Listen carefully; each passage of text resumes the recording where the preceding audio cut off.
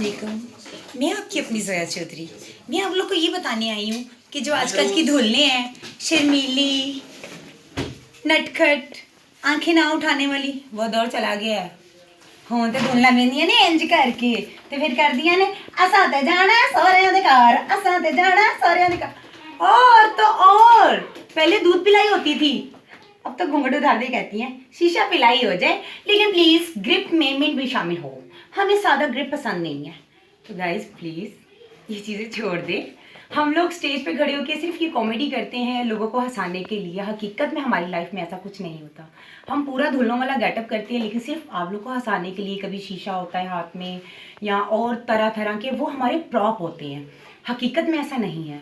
तो प्लीज़ आप दुल्हन हैं, दुल्हन की तरह ही रहा करें, शर्मा के, झिलमिला के, हल्की सी मुस्कुराहट के साथ।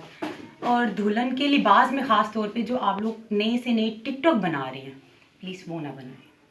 ये बड़ा खूबसूरत अल्लाह पाक का तोहफ़ा है औरतों के लिए। दुल्हन, बेटी, माँ, बहन, बड़े रिश्ते हैं इसमें। तो वो दुल्हन के लिबास में आके प्लीज़ उनको खुदारा गंदा ना करें। बस एक छोटी सी रिक्वेस्ट है। बाकी बल्ले बल्ले हम भी वही हैं और आप भी वही हैं।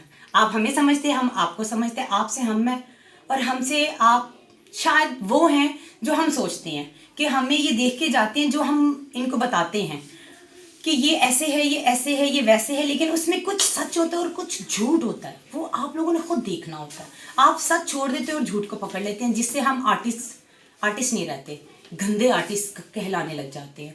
तो खुदारा हमारे पास एक स्क्रिप्ट होता है, हमें डायरेक्टर बताता है कि ये आपकी लाइन है जहाँ पे हम लोग अच्छी बात करते हैं, ये आपकी सेकंड लाइन है जहाँ हमने कुछ गलत मैसेज पास करना होता है कि ऐसे भी कुछ लोग हैं सोच रखने वाले।